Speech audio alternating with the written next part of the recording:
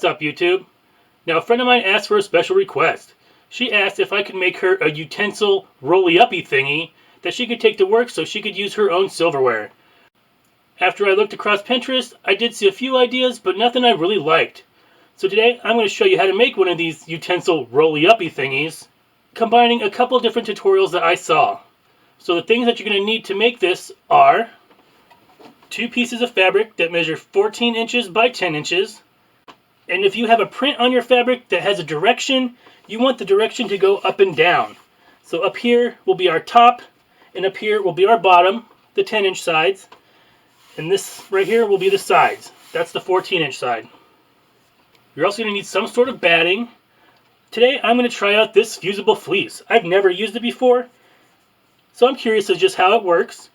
You could also just use flannel, regular batting, or anything like that. You're also going to need another piece of fabric that measures 10 inches by 10 inches square. This will be the pocket for our utensils.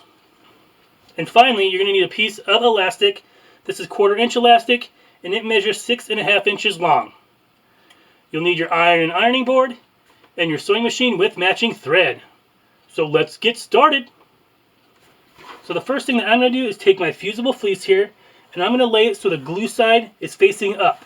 There's a bumpy rough side, and then the soft side. You want the bumpy side up. Then just take one of your rectangle pieces of fabric that measure 14 inches by 10 inches, and we're going to lay that right on top, pretty sides facing up. Now if you're just using plain batting or flannel, you could go ahead and use spray base or pin this together. But since this is fusible, I'm going to take my pressing cloth here. I'm going to put it over my fabric. And now I'm just going to lay a hot iron on here. And I'm going to let this sit here for 10 seconds. Alright guys, so now my fusible fleece is fused to my fabric. And that worked out pretty good. I have to say, I like this stuff. Now I'm just going to set this off to the side for just a minute. You want to grab your 10 inch by 10 inch square, and we're going to fold this in half. Just like that, and give that a press.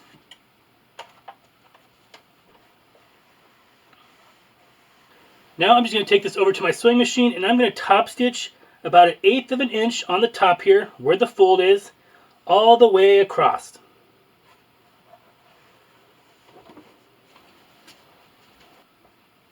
Just like this.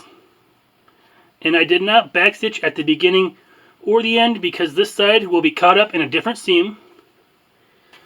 So now we're just going to grab our piece of fabric that we ironed our fleece to.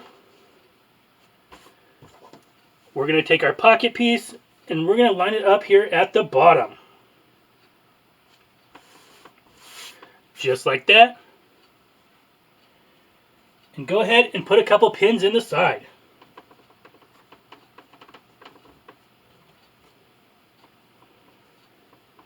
Now we're just going to take our ruler here, and I'll be using a disappearing marker, and we're going to make some dots on our pocket here. So first I'm going to measure down 2 inches and put a dot. Then I'm going to go down to my 3.5 mark on my ruler and make a dot. Then go down to the 5-inch mark on your ruler and make a mark. Now you want to do the same thing at the bottom here. So I'll make a mark at 2, 3.5, and 5. Now I'm just going to connect those dots.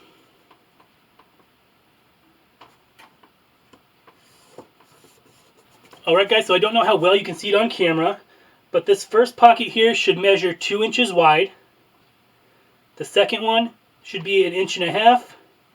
The third one, 1.5 inches. And this last one is 5.5 inches. So now I'm just going to take this back over to my sewing machine. And with a straight stitch, I'm going to start right up here at the pocket. I'm going to backstitch 2 or 3 times here because this is going to be a stress point. And I'm going to sew all the way down and off the fabric. I'm going to do that to each of these lines. Alright guys, so I'm over here at my sewing machine, and like I said, I'm going to be using a straight stitch today, and my length is a 2. I'm going to start right at the edge of the pocket here, and I'm going to backstitch 2 or 3 times.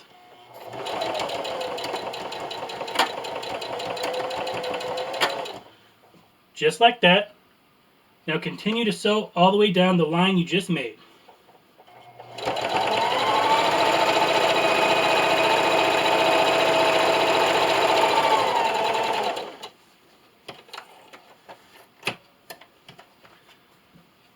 Now I'm just going to move to my second line and do the same thing. So now I'm just going to remove my pins here that I had on the side, and you want to grab your piece of elastic. Now I'm using 1/4 inch elastic here, and this measures 6.5 inches. So now I'm just going to fold this in half, just like that, and I'm going to measure up from the bottom 5 inches and stick my elastic. And go ahead and stick a pin there.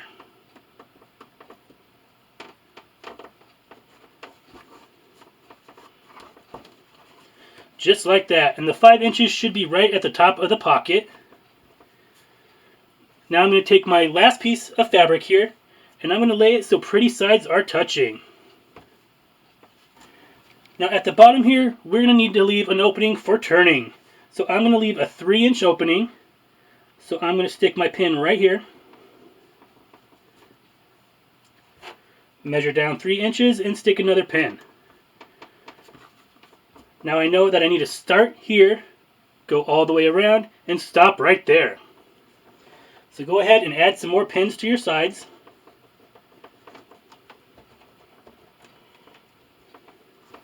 So once you have it all pinned, I'm going to take this over to my sewing machine, and I'm going to be using a 1/4 inch seam allowance. So like I said, I'll start right here. I'm going to sew all the way around with that same straight stitch and stop right here. And don't forget to backstitch at the beginning and the end.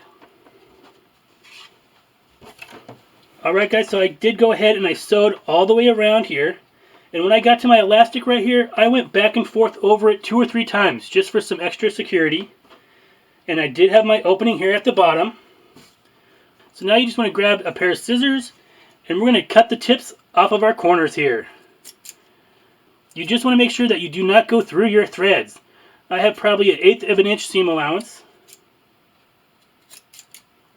And I'm going to do that to all 4 corners.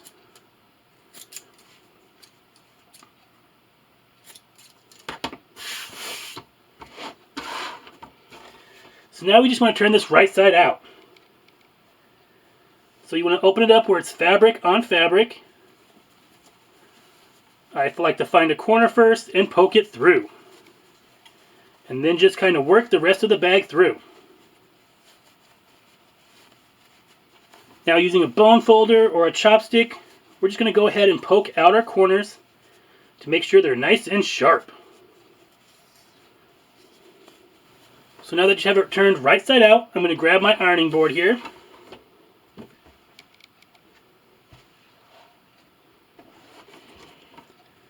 And you just want to give this a good press.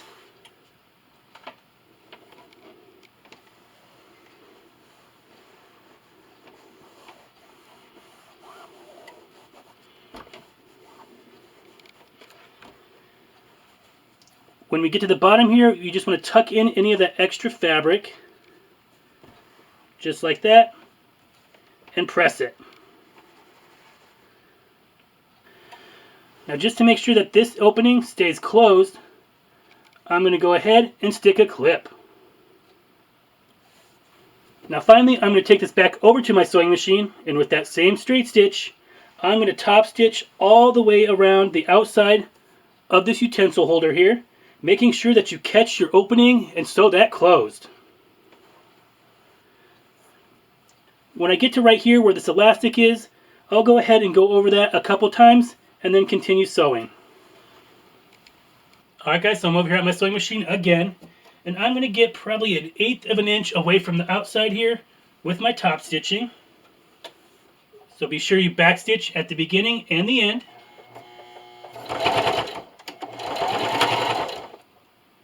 I'm going to remove my clip here, and just keep sewing.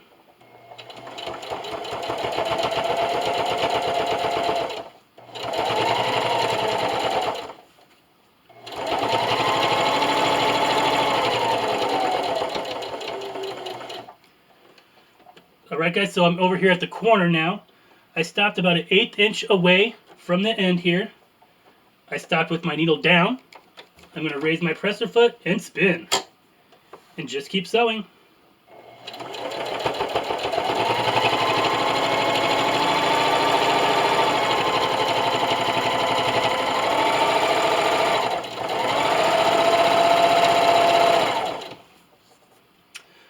Alright guys, so I'm coming up to my elastic here. So I'm going to sew just past it.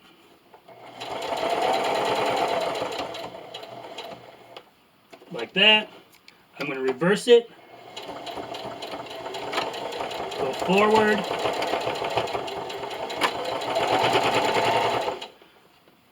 Now that elastic is sure not to pull off. So just keep sewing.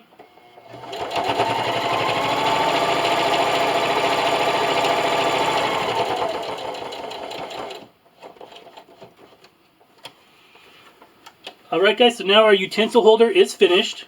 It has room for a knife, a spoon, a fork, and even a napkin. So that got me thinking. I do have some of this fabric left over, and it just happens to measure 14 inches by 10 inches. So I'm going to lay that with the pretty side facing up. So then I went and I grabbed some of my white fabric here. It's just plain white, and I cut that the exact same dimensions. 14 by 10. Now you could just use another piece of this fabric, but I'm actually out right now. So now you just want to lay it so pretty sides are facing. Now this white really doesn't have a right or wrong side, so use your best judgment here. And now we just want to pin this together, and just like our utensil holder here, we're going to leave a 3-inch opening at the bottom.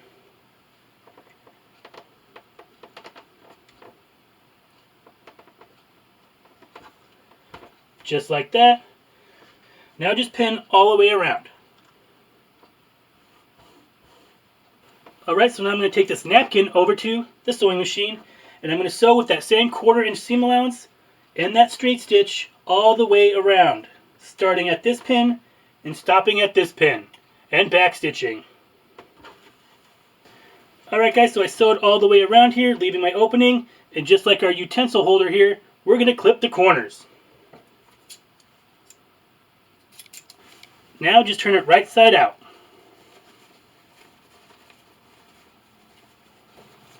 Now with our bone folder again, poke out the corners. So now I'm just going to tuck in my opening here and give this a good press. And just like our holder, I'm now going to take this back over to my sewing machine, and with the 1/8 inch seam allowance, I'm going to top stitch all the way around, making sure I close my opening. And just like that, we have a matching napkin for our utensil holder.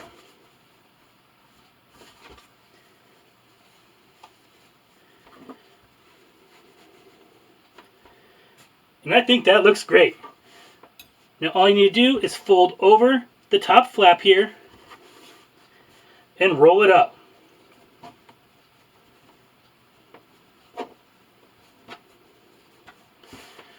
Just like that. Now take your elastic and go around the whole thing. And now you have a utensil holder where your utensils won't fall out. You can throw this in your bag, in your purse, or even throw it in your car. Now this makes the perfect project for any camping trip, picnic, barbecue, or any family event like that. Or like my friend, she's just going to take it to work so she can use her own silverware. Now I hope you give this project a try, and I hope she likes it. If you like this video and want to see more of my videos, go down below and hit the big red subscribe button, and give this video a big thumbs up.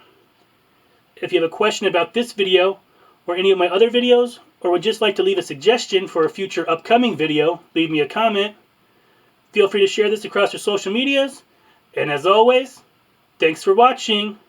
I think I'm going to sew up a few more of these, and I'll see you next time.